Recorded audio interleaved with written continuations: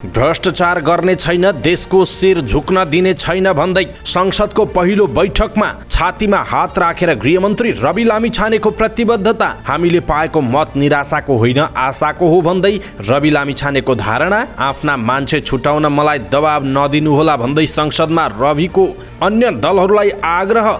संसदमा रवि लामिछानेले गरे सिधा कुरा। के भने त रवि लामिछानेले यसको बारेमा पुरै जानकारी। प्रधानमन्त्री नै हुन्छ, निरीह हुने सम्भावना छैन भन्दै प्रधानमन्त्री पुष्पकमल दाहाल प्रचण्डको भनाई। यो संसद हाम्रो परीक्षाको केन्द्र हो भन्दै संसदमा प्रधानमन्त्री प्रचण्डको टिप्पणी। हल्लाको पछि नलागौं, यो स्थिर र स्थायी सरकार हो भन्दै एमाले अध्यक्ष केपी शर्मा ओलीको भनाई। चुनौती छन् भन्ने स्मरण गराउन चाहन्छु भन्दै प्रचण्डलाई बधाई दिँदै ओलीको शुभकामना। संसदमा रचनात्मक रूपमा प्रस्तुत हुने नेपाली कांग्रेसका सभापति शेरबहादुर देउवाको भनाई। गगनले संसदको पहिलो बैठकमै देखे प्रचण्डको अलमल। सरकारले ल्यायो न्यूनतम साझा कार्यक्रम। मेक इन नेपाल अभियान सञ्चालन गर्ने। यस वर्ष सरकारले गाडी नकिन्ने, नयाँ कार्यालय पनि नबनाउने। न्यूनतम साझा कार्यक्रममा के विषय छन् समेटिएका, यसको बारेमा पुरै जानकारी। प्रचण्डलाई शुभकामना दिँदै नेकपा एकीकृत समाजवादीका अध्यक्ष माधव क्वान्डेपालले भने बोली र व्यवहारमा सामञ्जस्य होस्। ठूला दलको कार्यकर्ता नभएकाले रेशम चौधरीमाथि मुद्दा लगाइएको।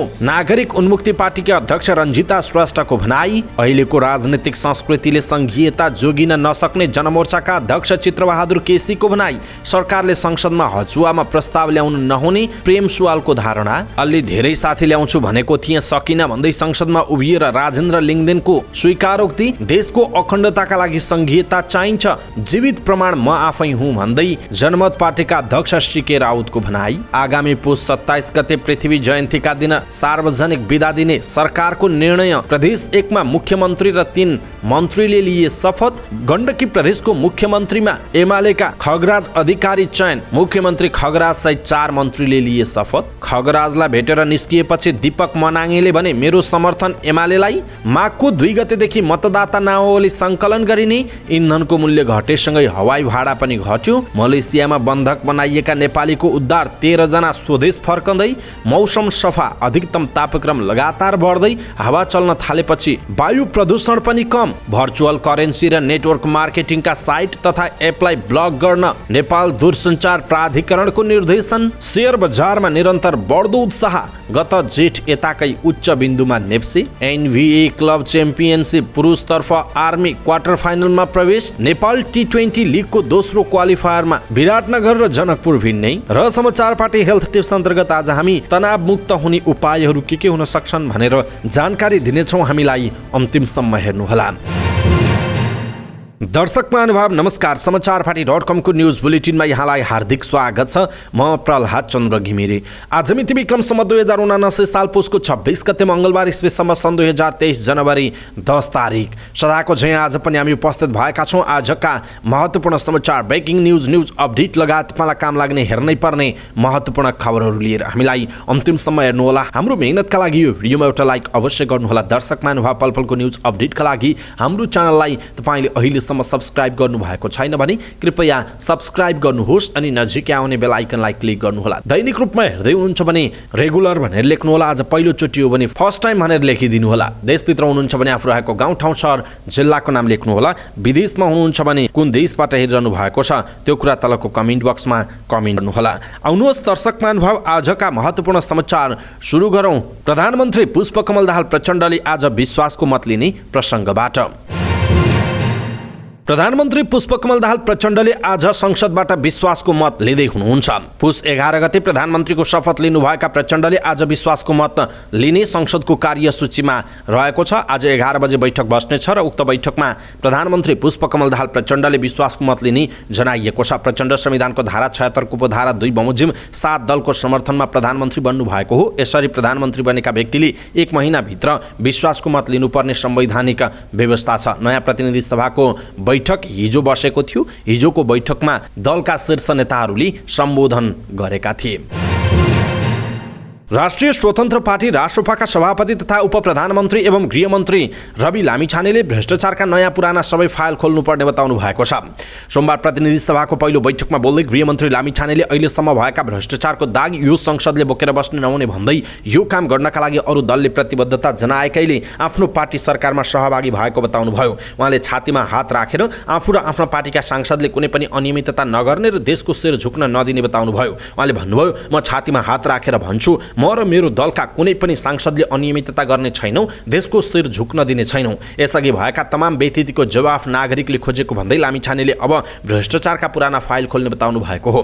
न्यूनतम साझा कार्यक्रममा नै इतिहासको कुनै पनि कालखण्डमा भएका भ्रष्टाचारको विरुद्ध सरकार निर्मम भएर खडा हुने उल्लेख गरिएको लामिछानेको भनाइ छ। उहाँले आफ्नो दललाई पहिलो पटक संसदमा पुर्याउने मतदातालाई धन्यवाद दिनुभएको छ। पार्टीका रूपमा नयाँ पार्टीको उदय नेपालमा त्यति ठुलो कुरा नभएको तर छोटो अवधिमा राष्ट्रिय स्वतन्त्र पार्टीले पाएको सफलताले ठुलो सन्देश दिएको उहाँले बताउनु भएको छ। हामीलाई नागरिकले दिएको मत निराशाको मत होइन, नागरिकले दिएको आशाको मत हो। यो मत आफ्नो दलको लागि मात्रै नभएर सबै दलमाथि गरिएको आशाको मत हो, उहाँको भनाइ छ। नागरिकले जानेर र नजानेर असाध्यै परिपक्व निर्णय गर्नुभएको छ। उहाँले भन्नुभयो, नयाँलाई मात दिने गरी मत दिएका छैनन्, पुराना दललाई सच्चिन अवसर दिएका छन्। उहाँले यसपटक आम नागरिकले जस्तो जनमत दिएका थिए त्यही जनमत अनुसारको सरकार बनेको बताउनुभयो। न्यूनतम साझा कार्यक्रममा नागरिकले महसुस गर्ने गरी परिवर्तन यो देशमा आउनेमा आफूहरू ढुक्क रहेको पनि गृहमन्त्री लामिछानेको भनाइरहेको छ। दर्शक महानुभाव, गृहमन्त्री रवि लामिछानेको यो भनाइप्रति तपाईँको धारणा के छ? आफ्नो धारणा तलको कमेन्ट बक्समा कमेन्ट गर्नुहोला। यसैबीच राष्ट्रिय स्वतन्त्र पार्टीका सभापति तथा गृहमन्त्री रवि लामिछानेले कुनै पनि कालखण्डमा भएको भ्रष्टाचारको विषयमा सरकार निर्मम हुने बताउनुभयो। प्रतिनिधि सभाको बैठकमा उहाँले भ्रष्टाचार छानबिनमा सरकार कटिबद्ध रहेको बताउनु भएको छ। कुनै पनि कालखण्डमा भएको भ्रष्टाचारका विषयमा सरकार निर्मम भएर खडा हुन्छ उहाँले भन्नुभयो। उपप्रधानमन्त्री लामिछानेले संसदले पनि त्यस्ता भ्रष्टाचारका घटना छानबिनका लागि फाइल खोल्नुपर्ने बताउनु भएको छ। यसअघि भएका भ्रष्टाचारका घटनाको छानबिनमा पनि संसद क्रियाशील हुनुपर्ने उहाँको भनाइ थियो। उहाँले भ्रष्टाचारको छानबिनमा राजनीतिक दल, नेता र सांसदले दबाव र प्रभाव पार्न नहुने बताउनुभयो। कुनै अपराध छानबिनमा आफ्ना मान्छे छुटाउन दबाव नदिनुहोला उहाँले भन्नुभएको छ। विधिको शासन पालना गराउन सबैले सहयोग गर्नुपर्ने भन्दै लामिछानेले आफ्नो दलका नेता र सांसद अनियमिततामा सहभागी नहुने र नागरिकलाई दुःख नदिने बताउनु भएको छ। प्रतिनिधि सभाको पहिलो बैठकमा राष्ट्रिय स्वतन्त्र पार्टी रासोपाका सभापति रवि लामिछानेको सम्बोधन अरू नेताको भन्दा फरक रह्यो। उपप्रधानमन्त्री तथा गृहमन्त्री समेत रहनुभएका लामिछानेले छोटो सम्बोधनमा आफ्नो पार्टीको उदयको अर्थ बताउनुभयो अनि भ्रष्टाचारमा कारबाही गर्न आफू निर्मम हुने जिकिर गर्नुभयो। कुनै पनि कालखण्डको भ्रष्टाचारका फाइल खोल्ने बताउनुभएका लामिछानेले कानुन पालनामा सहयोग गर्न सांसदहरूलाई अनुरोध समेत गर्नुभयो। सम्बोधनका क्रममा बारम्बार छातीमा हात राख्दै उहाँले बाचा गरिरहनुभयो। आफू मात्र होइन, आफ्नो पार्टीका सांसदको समेत जिम्मा लिँदै उहाँले जनता को शिर निहुरिन नदिने प्रतिबद्धता जनाउनुभयो। नयाँ दललाई मत दिएर जनताले परिवर्तन खोजिरहेको सङ्केत गरेको सुनाउँदै लामिछानेले भन्नुभयो, यो मुलुकमा अब परिवर्तन आवश्यक छ भनेर नेपाली जनताले बनाएका घन्टीको ध्वनि हो र यो ध्वनिलाई संसदले सुन्नेछ, सदुपयोग गर्नेछ उहाँको भनाइ थियो। जनअपेक्षा अनुसार नयाँ राजनैतिक दल उदाएको बताउँदै उहाँले जनअपेक्षा पूरा नभएमा मुलुक निराशामा जाने लामिछानेले बताउनु भएको छ। संसदले वर्षौंदेखिका भ्रष्टाचारका भारी बिसाउनु पर्ने तर्क गर्दै लामिछानेले संसदलाई प्रश्न समेत गरिरहनु भएको छ। उहाँले भ्रष्टाचारको सम्पूर्ण पुराना फाइलहरू खोल्न ऐक्यबद्धताको पनि माग गर्नु भएको छ। संसदलाई प्रश्न गरेका लामिछानेले सांसदहरूलाई खबरदारीपूर्ण आग्रह पनि गर्नु भएको छ। भ्रष्टाचार र गैर कानुनी क्रियाकलापमा जोडिएका मान्छेलाई छुटाउन दबाब नदिन आग्रह पनि उहाँले गर्नुभयो। लामिछानेले छातीमा हात राख्दै आफू र आफ्नो दलका सांसदले कुनै पनि प्रकारको अनियमितता नगर्ने बाचा गर्नुभयो। सञ्चारकर्ममा रहँदा खरो र चर्को बोल्ने लामिछानेले संसदमा भ्रष्टाचारका फाइल खोल्ने र कारबाही गर्ने मामिलामा आफू निर्मम हुने सुनाएर उहाँले आफू आफ्नो काममा प्रष्ट भएको सङ्केत भने गर्नुभएको छ। कुनै पनि कालखण्डमा भएका भ्रष्टाचारका फाइल इमान्दारिताका साथ खुल्छ, सरकार भ्रष्टाचार विरुद्ध निर्मम भएर खडा हुन्छ भन्दै लामिछानेले सरकारले तयार पार्ने न्यूनतम साझा कार्यक्रममा भ्रष्टाचार निवारण एउटा बुँदा हुने बताउनु भएको छ। सरकारले सार्वजनिक गर्ने न्यूनतम साझा कार्यक्रम आफ्नो पार्टी र सरकार जनजीविकाको सवालमा खरो भएर उत्रने बाचा गर्नुभयो। माओवादी केन्द्रका अध्यक्ष प्रचण्ड र नेकपा एमालेका अध्यक्ष केपी शर्मा ओलीले गरेको बाचा र जनमत बहुमतको गणितका कारण पनि आफूहरू सरकारमा गएको उहाँले सुनाउनु भएको छ। आवेगको मत पाएको भन्दै रासोपामाथि हुने टिप्पणीको जवाब समेत लामिछानेले संसदबाट दिनुभयो। आवेगको नभई आशाको मत पाएको बताउँदै उहाँले कर्तव्य पूरा गर्दा कहीँ चुके कुर्सी र पदको लोभमा नलोभिने पनि वाचा गर्नुभएको छ। नागरिकले महसुस गर्ने गरी सरकारको काम गर्ने बताउँदै लामिछानेले आफूले गरेका वाचा पूरा गर्न नसकेको दिन कुर्सीबाट हट्ने पनि सुनाउनु भएको छ। दर्शक महानुभाव, यसप्रति तपाईँको धारणा के छ? आफ्नो धारणा तलको कमेन्ट बक्समा कमेन्ट गर्नुहोला। प्रधानमन्त्री पुष्पकमल दाहाल प्रचण्डले आफू कुनै घेराबन्दी र दबावमा नचल्ने बताउनुभयो। सत्ता साझेदार दलहरूको न्यूनतम साझा कार्यक्रम प्रस्तुत गर्ने कार्यक्रममा उहाँले प्रधानमन्त्रीले निर्णय गर्न सक्छ कि सक्दैन, घेराबन्दीमा पर्छ कि पर्दैन भन्ने चिन्ता नलिन आग्रह गर्नुभयो। आफू प्रधानमन्त्री नियुक्त भएपछि कतै घेरामा पर्ने हो कि प्रधानमन्त्रीले निर्णय गर्न सक्ने अवस्था कति हुने होला भन्ने प्रश्न उठेको पाएको उहाँले बताउनुभयो। हाम्रो सिस्टम, हामीले बनाएको संविधानले परिकल्पना गरेको सिस्टममा प्रधानमन्त्री चाहिँ प्रधानमन्त्री नै हुन्छ। उहाँले भन्नुभयो, कसैलाई कसैको प्रभाव, घेरा, दबावमा चल्न हाम्रो संविधानले, हाम्रो ऐन कानुन र मान्यताले छुट दिएको छैन उहाँको भनाइ छ। उहाँले अघि भन्नुभएको छ, त्यस्तो पर्यो भने प्रधानमन्त्रीले कुनै किसिमले अर्कै ढङ्गले चल्ने परिस्थिति बन्न सक्छ, तर प्रधानमन्त्री दबावमा वा निरीह भएर बस्ने परिकल्पना हाम्रो संविधानले गरेको छैन उहाँको भनाइ छ। उहाँले प्रधानमन्त्रीले हरेक कुरामा निर्णय दिनुपर्ने र त्यसको आधार संविधान हुने पनि बताउनुभयो। त्यसबाहेक न्यूनतम साझा कार्यक्रम पनि हाम्रो सरकारलाई दिशा निर्देश गर्ने दस्तावेज हो उहाँको भनाइ छ। सरकारमा रहेका र सरकारलाई समर्थन गरेका दलहरू एक ठाउँमा आउने आधार न्यूनतम साझा कार्यक्रम नै रहेको प्रचण्डले बताउनु भएको छ। उहाँले आफूहरूले राम्रो काम गर्ने र राम्रो बाहेक अरू काम गर्दै नगर्ने पनि उहाँले दाबी गर्नु भएको छ। यसैबीच प्रधानमन्त्री पुष्पकमल दाहाल प्रचण्डले अहिलेको संसद आफूहरूको परीक्षाको केन्द्र भएको बताउनुभयो। प्रतिनिधि सभाको बैठकमा सम्बोधन गर्दै उहाँले सुशासन र जनताको जीवनमा सार्थक परिवर्तन ल्याउन सक्ने कि नसक्ने भन्ने परीक्षा संसदमा हुने बताउनु भएको छ। उहाँले परम्परागत राजनीतिक अभ्यासले मात्र नागरिकको चाहना पूरा नहुने भन्दै सबै सांसदहरू जनताको निरन्तर निगरानीमा रहेको पनि बताउनु भएको छ। नेकपा एमालेका अध्यक्ष केपी शर्मा ओलीले अहिलेको सरकार स्थिर र स्थायी सरकार भएको बताउनु भएको छ।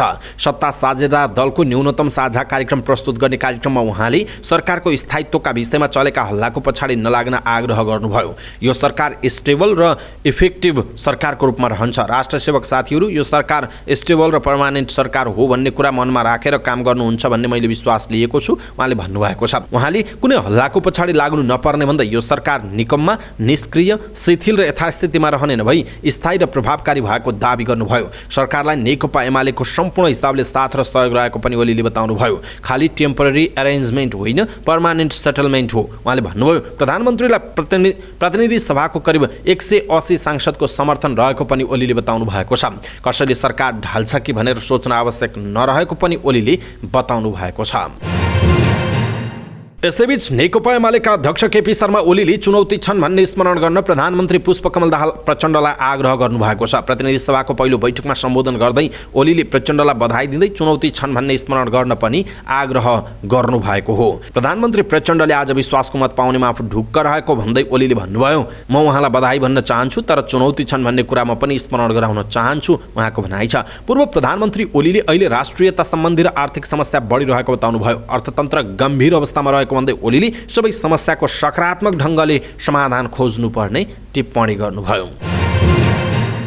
नेपाली कांग्रेसका सभापति शेरबहादुर देउवाले संविधानको रक्षाका लागि विशेष योगदान गर्न सांसदहरूलाई आग्रह गर्नुभएको छ। प्रतिनिधि सभाको पहिलो बैठकलाई सम्बोधन गर्दै देउवाले संसदको ठूलो दल कांग्रेस रचनात्मक रूपमा प्रस्तुत हुने र जनताको मुद्दासँग जोडिरहने बताउनु भएको छ। उहाँले प्रधानमन्त्री नियुक्त भएकोमा प्रधानमन्त्री पुष्पकमल दाहाल प्रचण्डलाई बधाई पनि दिनुभएको छ।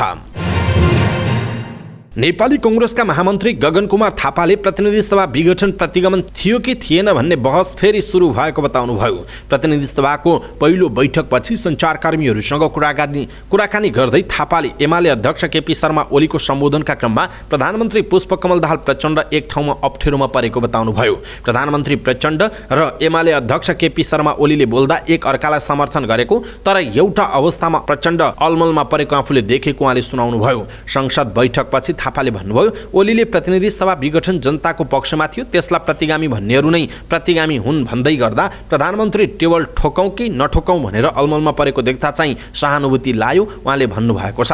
यो सामान्य अलमल नभएको र ओली र प्रचण्ड बीच विग्रहको कारक बन्न सक्ने उहाँको दाबी छ। यो नेपालको संविधान र संवैधानिक व्यवस्थालाई कसरी लिने भन्नेसँग जोडिएको भन्दै उहाँले भन्नुभयो, आजको पहिलो बैठकमा उहाँहरूले गरेको सम्बोधनले के सङ्केत गर्छ भने जुन विषय अघिल्लो प्रतिनिधि सभामा उहाँहरू बीचको विग्रहको कारक बन्यो, यो विषयको बीजारोपण आज भयो र यो नै विग्रहको कारण बन्छ उहाँको भनाइरहेको छ। दर्शक महानुभाव, गगन थापाले भनेको यो कुरा तपाईँलाई कस्तो लाग्यो? आफ्नो कुरा तलको कमेन्ट बक्समा कमेन्ट गर्नुहोला। सरकारले न्यूनतम साझा कार्यक्रम सार्वजनिक गरेको छ। उपप्रधानमन्त्री एवं अर्थमन्त्री विष्णु पौडेलले सरकारमा सहभागी दलहरूले उठाएका साझा विषयलाई समेटेर न्यूनतम साझा कार्यक्रम सार्वजनिक गर्नुभएको हो। न्यूनतम साझा कार्यक्रममा स्वदेशी उत्पादन र स्वदेशी उपभोगलाई प्रोत्साहन गर्ने, राष्ट्रिय पुँजीको विकास गर्ने र देशलाई आर्थिक रूपमा आत्मनिर्भर बनाउने उल्लेख छ। यसका लागि मेक इन नेपाल अभियान सञ्चालन गर्ने, स्वदेशी कच्चा पदार्थमा आधारित र आयात प्रतिस्थापन गर्ने, प्रकृतिका उपभोग्य वस्तुहरूको उत्पादनमा जोड दिने सरकारको न्यूनतम साझा कार्यक्रममा समावेश छ। स्वदेशमा उत्पादन हुने खाद्यवस्तु, जुत्ता, औषधि, सिमेन्ट जस्ता वस्तुहरूको उत्पादन र उपयोगलाई प्राथमिकता दिने र उत्पादनलाई प्रोत्साहित गर्न सहकारी तथा निजी क्षेत्रलाई कर, विद्युत महसुल तथा ऋणमा उपयुक्त ब्याज अनुदान दिने पनि न्यूनतम साझा कार्यक्रममा उल्लेख छ।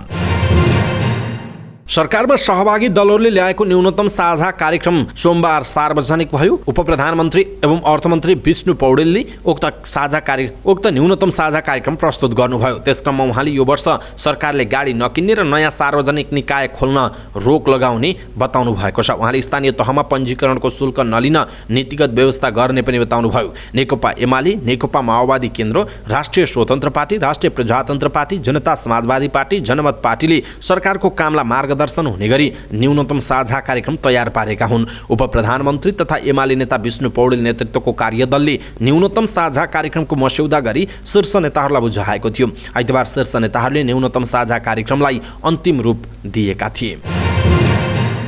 नेकपा एकीकृत समाजवादीका अध्यक्ष माधव कुमार नेपालले प्रधानमन्त्रीले पनि संविधानको पालना गर्नुपर्छ भन्ने मनन गर्न आग्रह गर्नुभयो। प्रतिनिधि सभाको पहिलो बैठकलाई सम्बोधन गर्दै नेपालले नवनियुक्त प्रधानमन्त्री पुष्पकमल दाहाल प्रचण्डलाई बधाई दिनुभयो। प्रचण्डले सबै क्षेत्रमा परिवर्तन देखिने गरी काम देखाउने प्रतिबद्धता व्यक्त गरेको भन्दै उहाँले भन्नुभएको छ, परिवर्तनको अनुभूति जनताले गर्न पाउने गरी काम अगाडि बढोस्, बोली र व्यवहारमा सामञ्जस्य आओस् उहाँको भनाइ छ। प्रधानमन्त्रीले विश्वासको मत लिने तय भएको उल्लेख गर्नुभएका उहाँले एकीकृत समाजवादीले के गर्छ भन्ने चाहिँ खुलाउनु भएको छैन। नागरिक उन्मुक्ति पार्टीकी अध्यक्ष रञ्जिता चौधरीले रेशम चौधरीलाई राजनीतिक संरक्षण नभएकै कारण मुद्दा लगाइएको बताउनुभयो। प्रतिनिधि सभाको पहिलो बैठकलाई सम्बोधन गर्दै उहाँले रेशम, माओवादी, कांग्रेस, एमाले जस्ता ठूला दलको कार्यकर्ता नभएकै कारण मुद्दा लगाइएको टिप्पणी गर्नुभयो। न्याय खोज्दै संसदमा आइपुगेको बताउँदै उहाँले भन्नुभयो, रेशम चौधरीलाई किन मुद्दा लगाइयो? कांग्रेस, एमाले, माओवादीको ठूलो दलको नेता नभएकै कारण मुद्दा लगाइयो र थारू भएकै कारण रेशमसँगै अरूलाई 5 वर्षदेखि जेलमा राखियो। टिकापुर घटना बन्द कोठामा घटाइएको घटना नभएको बताउँदै उहाँले भन्नुभएको छ, टिकापुर थारू आन्दोलन, टिकापुर घटना कुनै बन्द कोठाभित्र घटाइएको घटना थिएन। हजारौंको भिडमा नदेखिएको रेशम चौधरीलाई आज पनि कारागारमा थुनेर राखिएको छ उहाँको भनाइरहेको छ। सोमबार बसेको प्रतिनिधि सभाको पहिलो बैठकमा कांग्रेस सभापति शेरबहादुर देउवा, प्रधानमन्त्री पुष्पकमल दाहाल प्रचण्ड, गृहमन्त्री एवं राष्ट्रिय स्वतन्त्र पार्टीका अध्यक्ष रवि लामिछाने लगायत दलका शीर्ष नेताहरूले सम्बोधन गर्नुभएको थियो।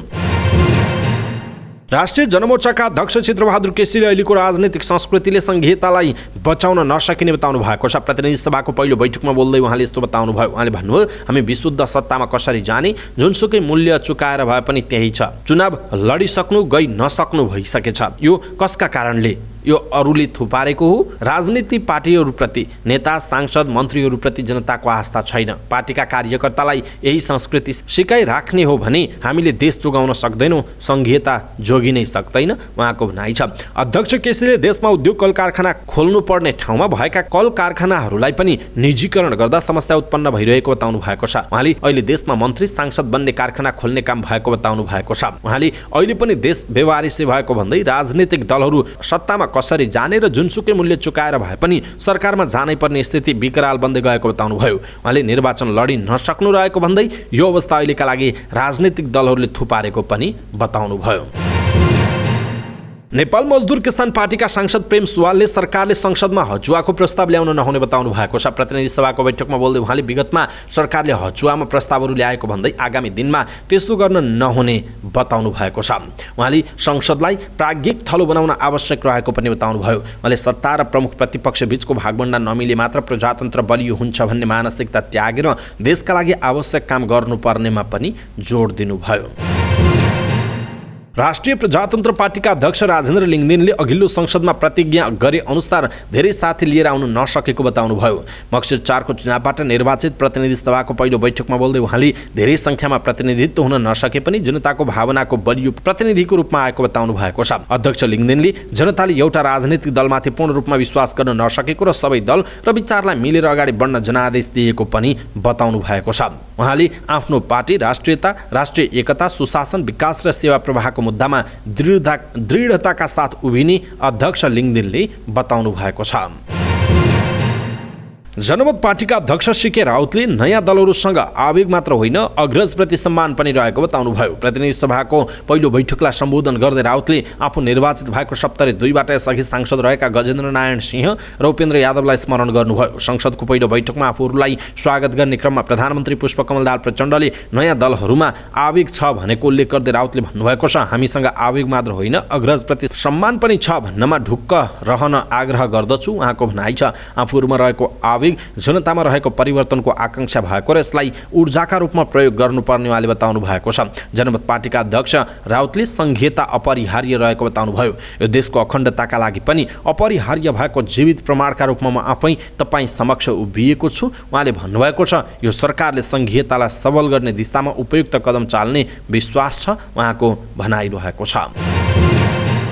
सरकारले पृथ्वी जयन्तीको दिन पुसको 27 गते सार्वजनिक बिदा दिने निर्णय गरेको छ। सोमबार साँझ बसेको मन्त्री परिषदको बैठकले 27 पुसमा सार्वजनिक बिदा दिने निर्णय गरेको मन्त्री परिषद स्रोतले जनाएको छ। सत्ता साझेदार दल राप्रपाले पुस 27 लाई राष्ट्रिय एकता दिवसको मान्यता दिएर सार्वजनिक बिदा दिन माग गर्दै आएको थियो। सत्ता साझेदार दलहरूको न्यूनतम साझा कार्यक्रममा पनि पुस 27 मा सार्वजनिक बिदा दिने उल्लेख थियो। सो न्यूनतम साझा कार्यक्रमलाई सोमबारकै मन्त्री परिषद बैठकले पारित गरेको छ। गोर्खाका राजा पृथ्वीनारायण शाहले नेपालको भौगोलिक रूपमा एकीकरण गरेका थिए। उनको जन्म जयन्तीको अवसरमा विगतमा नेपालमा सार्वजनिक बिदा दिने प्रचलन रहे पनि 2062-63 को जनआन्दोलनपछि बिदा दिन छाडिएको थियो।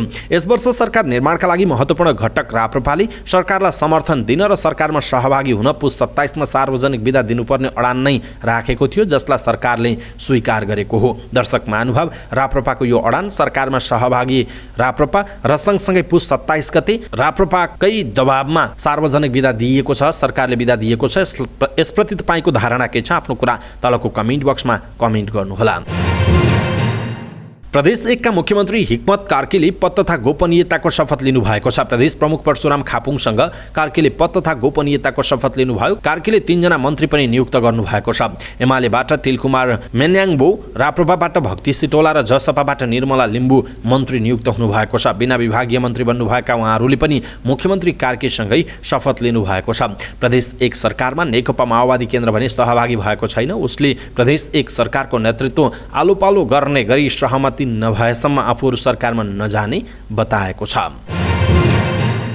गण्डकी प्रदेशका नवनियुक्त मुख्यमन्त्री खगराज अधिकारी सहित 4 मन्त्रीले पद तथा गोपनीयताको शपथ लिएका छन्। मुख्यमन्त्री अधिकारी सहित मन्त्रीहरू नेकपा एमालेकी सीता सुन्दास, नेकपा माओवादी केन्द्रका हरिबहादुर चुमान र राप्रपाका पञ्चराम गुरुङलाई प्रदेश प्रमुख पृथ्वीमान गुरुङले शपथ गराउनु भएको हो। मन्त्रीहरूको जिम्मेवारी भने तोकिएको छैन। उनीहरूले बिना विभागीय मन्त्रीका रूपमा शपथ लिएका हुन्। 60 सदस्यीय प्रदेश सभामा अधिकारीले 33 सांसदको समर्थनमा मुख्यमन्त्रीमा सोमबार दाबी पेश गर्नुभएको थियो। उहाँलाई एमालेका 22, माओवादीका 8, राप्रपाका 2 र स्वतन्त्र 1 जना सांसदको समर्थन रहेको छ।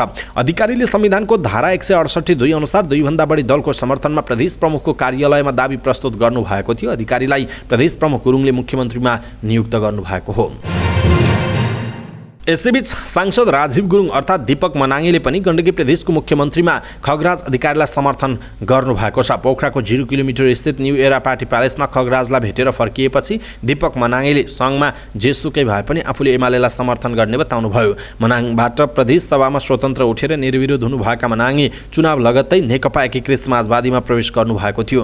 तर यसअघि सत्ताको खेलमा कहिले एमाले त कहिले कङ्ग्रेस गठबन्धनमा गएर उहाँ 3 पटक खेलकुद मन्त्री बन्नुभएको थियो। कङ्ग्रेस गठबन्धनकै सरकार सम्भावना हुँदा मनाङेले एकीकृत समाजवादी प्रवेश गरेको घोषणा गर्दै आफ्नो अन्तिम पार्टी भएको बताउनु भएको थियो। तर सत्ता समीकरण बदलिएसँगै मनाङेले खगराजलाई भेटेर केन्द्रमा जेसुकै भए पनि गण्डकीमा एमालेलाई समर्थन गर्ने बताउनुभयो। मत खगराज दाइलाई दिन्छु, समर्थन गर्न डकुमेन्ट बनाउँदैछु मनाङेले भन्नुभयो। केन्द्रमा उहाँहरूको प्रब्लम हो, मैले त कम्युनिस्ट सरकारलाई मत दिने हो उहाँको भनाइ छ। तपाईँको समर्थनले गण्डकीमा 33 जना हुने भए नि भन्ने प्रश्नमा मनाङेले 2 जना पछि हराइहाल्छ नि 1 वर्षपछि उहाँको भनाइ छ। एमाले सांसद तथा एमाले केन्द्रीय सदस्य गोविन्द नेपालीले मनाङेले स्वतन्त्र सांसदको हैसियतले समर्थन गर्न लागेको बताउनुभयो। निर्वाचन आयोगले आगामी माघ 2 गतेदेखि मतदाता नामावली सङ्कलन र अद्यावधि गर्ने कार्य सुरु गर्ने भएको छ। प्रतिनिधि सभा सदस्य तथा प्रदेश सभा सदस्य निर्वाचनको मिति घोषणा भएपछि आयोगले मतदाता नामावली सङ्कलन र अद्यावधिको काम बन्द गरेको थियो। गत साउन 19 गतेदेखि मतदाता नामावली सङ्कलन र अद्यावधिको काम स्थगित भएको थियो। आगामी माघ 2 गतेदेखि 37 वटै निर्वाचन कार्यालयबाट मतदाता नामावली प्री एनरोलमेन्ट प्रणाली अनलाइनबाट सुरु गर्ने गरी तयारी गरिएको आयोगले जनाएको छ।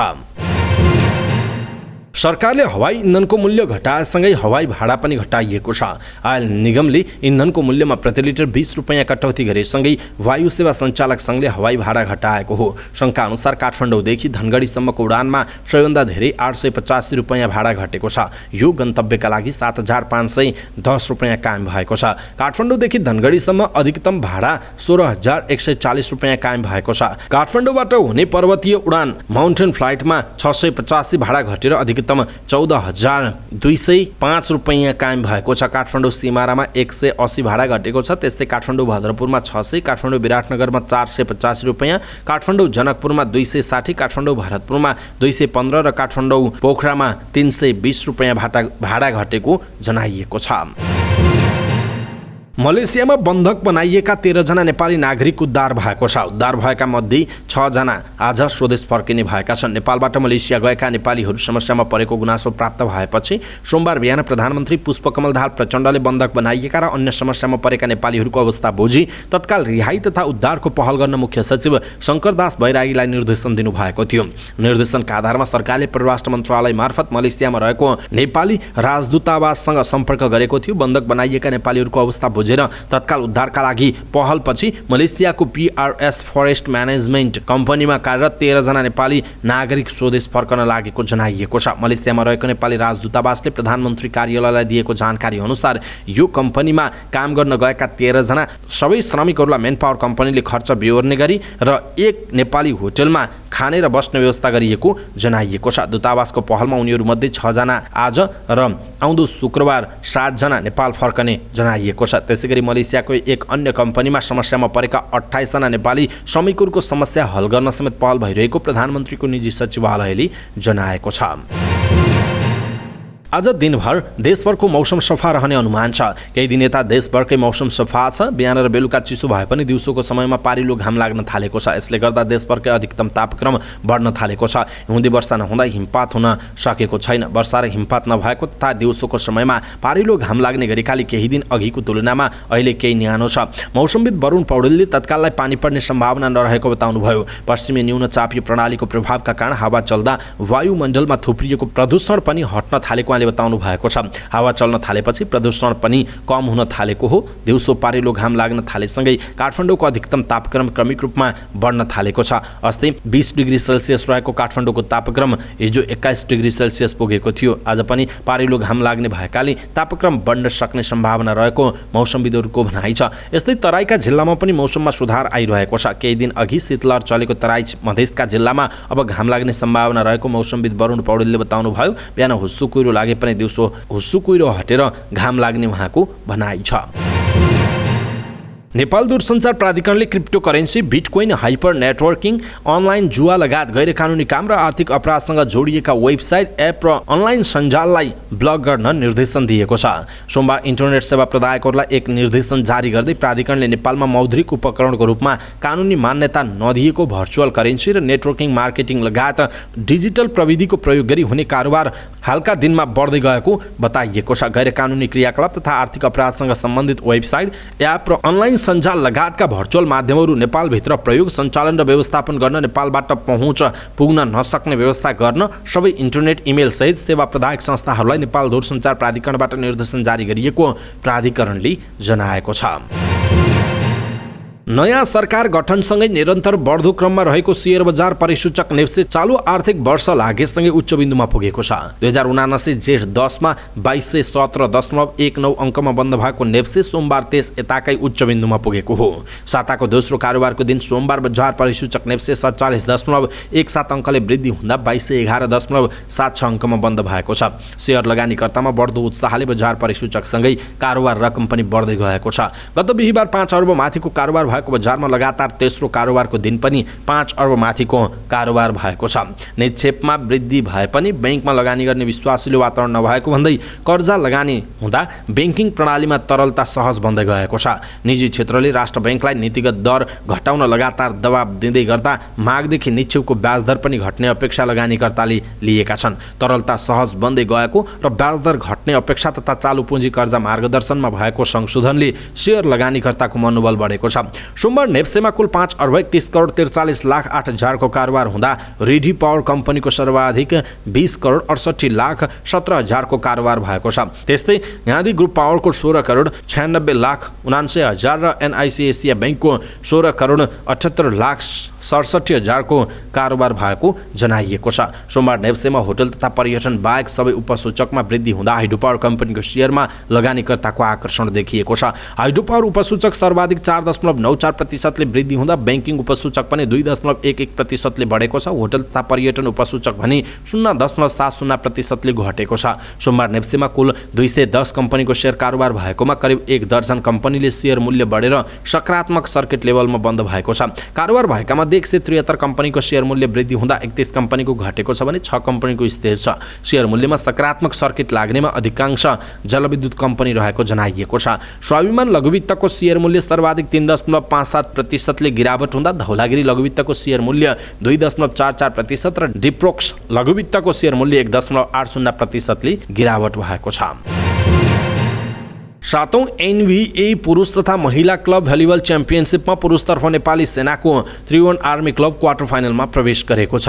3 टोली रहेको समूह एबाट लगातार 2 दिन सहित समूह विजेताका रूपमा आर्मीले क्वार्टर फाइनलमा स्थान सुरक्षित गरेको हो। प्रतियोगिताको पहिलो दिन आइतबार दवाली मिलन क्लबलाई पराजित गरेको आर्मीले सोमबार मणि मुकुन्द भलिबल स्पोर्ट्स क्लबलाई सोझो सेटमा हरायो। त्रिपुरेश्वर स्थित राखेप कवड हलमा भएको खेलमा आर्मीले मणि मुकुन्दमाथि 25-11, 25-20 र 25-14 को सेटमा जित निकाल्ने क्रममा धनबहादुर भट्टले उत्कृष्ट प्रदर्शन गरे। उनी खेलको प्लेयर अफ द म्याच चुनिएका छन्। यसअघि भएको अर्को खेलमा समूह डीमा रहेको हेल्प नेपाल स्पोर्ट्स क्लबले बुढा नीलकण्ठ भलिबल स्पोर्ट्स क्लबलाई पराजित गर्दै सुखद सुरुवात गरेको हो। हेल्प नेपालले 25-16, 25-19 र 25-19 को सेटमा सहज सेटमा खेल जितेको हो। समूह डीकै अर्को खेलमा केशवलाल स्मृति भलिबल ट्रेनिङ सेन्टरले मध्य प्रदेशमाथि 3-0 को सोझो सेटमा जित निकाले हो। प्रतियोगितामा पुरुषतर्फ 15 टिमलाई 4 समूहमा विभाजन गरिएको छ। समूह ए र बीमा 3-3 तथा समूह सी र डीमा 4-4 टिम छन्। चारै समूहका शीर्ष 2 टिमले क्वार्टर फाइनल खेल्ने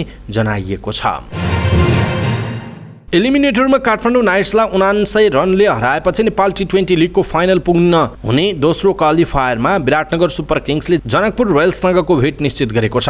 लिग चरणमा शीर्ष 2 भित्र रहेपछि पहिलो क्वालिफायर खेलेको जनकपुर लुम्बिनी अल स्टारसँग पराजित भएको थियो। हारे पनि उसलाई फाइनलमा पुग्ने दोस्रो अवसर छ। दोस्रो क्वालिफायर भोलि हुनेछ। यो खेलको विजेताले पर्सि बुधबार उपाधिका लागि लुम्बिनीसँग खेल्ने जनाइएको छ। सोमबार त्रिवी क्रिकेट मैदानमा विराटनगरले दिएको 183 रनको लक्ष्य पछ्याएको काठमाडौँ 12.4 ओभरमा 83 रनमै अल आउट हुनु पुग्यो। विदेशी खेलाडी बिना मैदानमा उत्रिएको काठमाडौँ ब्याटिङमा निकै कमजोर देखिएको थियो। काठमाडौँका कुनै पनि ब्याटर लामो समय क्रिजमा टिक्न सकेनन्। पारिश्रमिक लगायतका समस्याका कारण काठमाडौँमा कुनै पनि विदेशी खेलाडी नहुँदा टिम पुर्याउने हम्मे भएको थियो। बलर अविनाश बोहराले बनाएको 16 रन नै काठमाडौँका ब्याटरको सर्वाधिक व्यक्तिगत प्रदर्शन हो। कप्तान ज्ञानेन्द्र मल्लले 15 रन जोडेका थिए। लोकेश बमले 13 रनको योगदान गरे। काठमाडौँको इनिङ ध्वस्त पार्न विराटनगरका स्पिनर सूर्य तामाङले 4 विकेट लिए। उनले 2.4 ओभरमा 14 रन खर्चिए। कियोन जोसेफ र साहब आलमले समान 2-2 विकेट लिए। हुसेन तलातले 1 विकेट लिए। त्यसअघि टस जितेर ब्याटिङ गरेको विराटनगरले कप्तान रोहित कुमार पौडेलको अर्धशतक र अन्त्यतिर विवेक यादवको विस्फोटक ब्याटिङको सहयोगमा 6 विकेट गुमाएर 182 रनको योगफल खडा गरेको थियो। रोहितले 49 बलमा 6 चौका र 2 छक्का सहित सर्वाधिक 61 रनको अर्धशतकीय पारी खेलेका थिए। समाचार पार्टी न्युज बुलेटिनमा पालो भएको छ समाचार पार्टी हेल्थ टिप्स। आजको समाचार पार्टी हेल्थ टिप्समा हामीले तनाव मुक्त हुने उपायहरू के हुन सक्छन् भनेर जानकारी दिँदैछौँ। हामीलाई अन्तिमसम्म हेर्नुहोला र हाम्रो मेहनतका लागि यो भिडियोमा एउटा लाइक अवश्य गर्नुहोला। सबै नेपालीहरू माझ पुर्याउनका लागि यो भिडियोलाई आफ्नो फेसबुक, ट्विटर लगायतका सामाजिक सञ्जालमा सेयर गर्नुहोला। इष्टमित्र र आफन्तलाई मेसेन्जरमा पठाइदिनुहोला। तनावबाट मुक्त, आत्मविश्वास रहनु, खुसी हुनु, दैनिक बाधा अवरोध, हाँसी खेली सामना गर्ने हिम्मत राख्नुलाई सामान्यतया स्वस्थ मानसिकता अथवा मानसिक स्वास्थ्य राम्रो भएको मानिन्छ। शारीरिक स्वास्थ्य जत्तिकै तपाईले आफ्नो मानसिक स्वास्थ्यमा ध्यान दिनु पनि उत्तिकै जरुरी हुन्छ। त्यसैले आफ्नो मानसिकता कसरी स्वस्थ राख्ने र सुन्दर जीवनयापन कसरी गर्ने हामी तपाईलाई केही उपायहरू सुझाव दिन्छौँ। जस्तो पहिलो हो व्यक्तिगत सम्बन्ध। तपाईको जीवनमा साथ दिने सहयोग गर्ने मानिसहरूसँग राम्रो र स्वस्थ व्यक्तिगत सम्बन्ध राख्नुहोस्। मानसिक स्वास्थ्यमा व्यक्तिगत सम्बन्धको धेरै ठुलो भूमिका हुन्छ। मनोरञ्जनलाई समय दिनुहोस्। आफ्नो दैनिक कार्यमा तपाईले भित्रबाट नै गर्न मन पराउने क्रियाकलाप, नाचगान, खेल आदिका लागि समय निकाल्नु अत्यन्त जरुरी हुन्छ। समूहमा सहभागी हुनुहोस्। आफ्नो जस्तै रुचि भएका व्यक्तिहरूको समूहमा सहभागी हुने र रुचिका विषयमा कुराकानी र भावना विचार आदान प्रदान गर्न तपाईलाई मानसिक रूपमा स्वस्थ रहन मद्दत गर्दछ। सामुदायिक क्रियाकलाप। सामुदायिक क्रियाकलापमा सहभागी हुने गर्नाले आफूले समुदायलाई केही दिन सकेको खुसी मिल्छ। समुदायको विकास, निर्माण, जनचेतना, सामुदायिक हितका कार्यक्रममा स्वयंसेवक बनी आफ्नो ज्ञान, श्रम र अनुभव बाँड्नुहोस्। आफ्नो हेरचाह, आफ्नो खानपान, सरसफाई, शारीरिक स्वास्थ्य आदिमा ध्यान दिनु आवश्यक छ। यसले तपाईको मानसिक स्वास्थ्यमा टेवा पुर्याउँछ। तनावको सामना। तपाईलाई कस्तो अवस्था र व्यवहारले तनाव ल्याउँछ अथवा तनाव तुल्याउँछ र तनावको बेला तपाईँ कसरी प्रतिवाद गर्नुहुन्छ यो आफैले बुझ्न जरुरी छ र यो विरुद्ध निरन्तर अभ्यास गरेर तनावको प्रभाव आफूमा कम गर्न सक्नुहुनेछ। र अर्को हो पुनर्ताजगी। मानसिक रूपमा स्वस्थ रहन निन्द्राको ठुलो भूमिका हुन्छ। नियमित रूपमा सही समयमा सुत्ने र सही समयमा उठ्ने बानीदेखि तपाईलाई ताजा राख्दछ। त्यसैगरी दिनभरिको कामको बीचबीचमा केही छोटो समय निकालेर कामको तनावबाट पर रहने, टिभी हेर्ने, गफ गर्ने गर्नाले पुनः ताजा भई प्रभावकारी रूपमा काम गर्न सकिन्छ। दर्शक महानुभाव, आज हामीले यहाँहरूलाई तनाव कम गर्ने अथवा तनाव मुक्त गर्ने उपायहरू के हुन सक्छन् भनेर जानकारी दियौँ। तपाईलाई कस्तो लाग्यो आफ्नो धारणा तलको कमेन्ट बक्समा कमेन्ट गर्नुहोला। सबै नेपालीहरूमा आज यो हेल्थ टिप्स पुर्याउनका लागि आफ्नो फेसबुक, ट्विटर लगायतका सामाजिक सञ्जालमा सेयर गर्नुहोला। आफन्तजन इष्टमित्रलाई मेसेन्जरमा पठाइदिनुहोला। हवस् त दर्शक महानुभाव, आजका महत्त्वपूर्ण समाचार, ब्रेकिङ न्युज अपडेट लगायत तपाईँलाई काम लाग्ने हेर्नै पर्ने महत्त्वपूर्ण खबरहरू यति नै। हामीले प्रस्तुत गरेका यी समाचारहरूप्रति तपाईँको धारणा के छ आफ्नो धारणा तलको कमेन्ट बक्समा कमेन्ट गर्नुहोला। हाम्रो मेहनतका लागि यो भिडियोमा एउटा सानो लाइक अवश्य गर्नुहोला। दर्शक महानुभाव, पलपलको न्युज अपडेटका लागि हाम्रो च्यानललाई सब्स्क्राइब गर्नुहोस् अनि नजिकै आउने बेल आइकनलाई क्लिक गर्नुहोला। पलपलको न्युज अपडेटका साथ फेरि हाम्रो भेट हुनेछ। तपाईँ समाचार पार्टी हेर्दै गर्नुहोस्। नमस्कार।